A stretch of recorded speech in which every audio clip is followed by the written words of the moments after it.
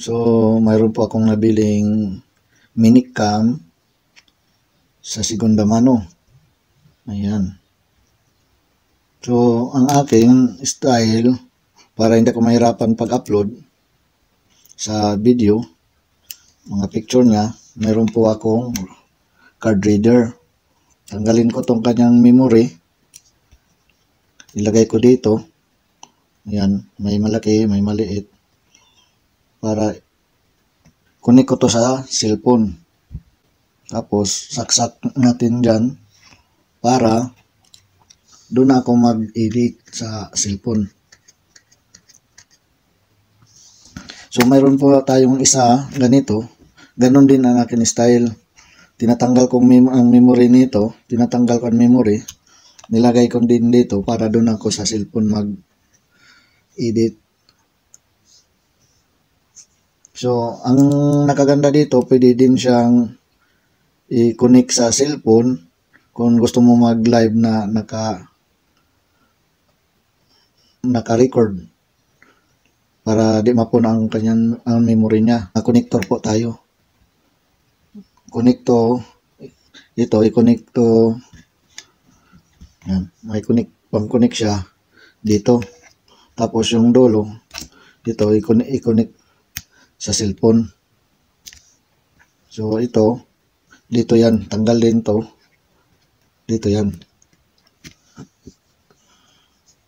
Maganda to sa mga, mga nagbablog na tago-tago.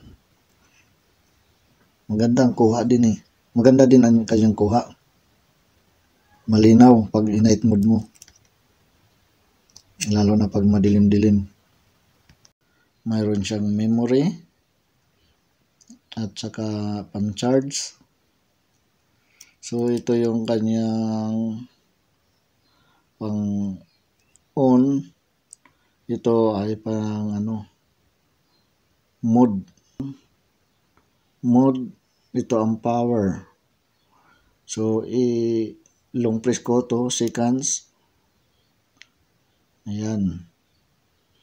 Na to. Ready na to.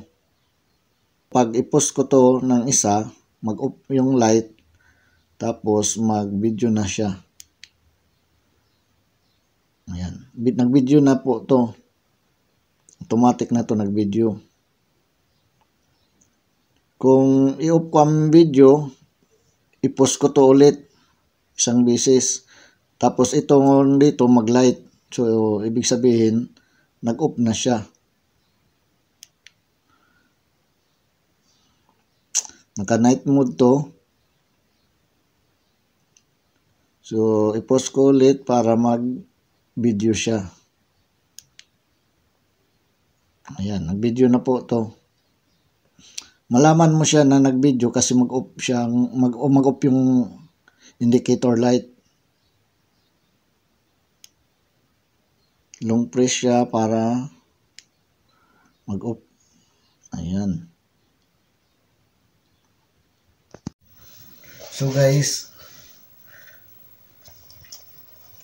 may camera po tayo dito. Kung gusto mo mag-travel, connect mo lang yan dito, ipit. Ayan. Tapos ito, naka-record na dito. Naka-record na to. Pwede mo yan itago dito. Kahit nasa travel ka, walang problema. Ganun lang siya. Naka-record na yan. Walang cellphone nakikita. Ito lang. Mo ilagay sa kalo. Ang ganda guys, hindi ka na mahirapan ito sa kakahawak. Idikit mo lang siya. So hanggang dito lang. Thank you for watching. Bye-bye.